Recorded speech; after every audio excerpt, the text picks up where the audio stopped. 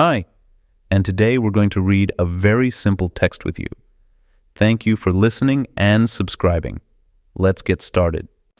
Importance of family. It's difficult to remember everything that our family has been doing for us because everything that we have today is because of our family. They are the ones who looked after us when we were young, and no matter how much we grow up, we will be young in their eyes. When we can't walk properly, they are the one who hold our hands and give us confidence and tell us that we are not alone. They are the ones who play with us when we don't have friends. We depend on our family for almost everything. They take care of everything that we need in our daily lives. No matter what the situation is, they will always be there to help you in your difficult times. If you enjoyed the story, I would appreciate a like and a subscription.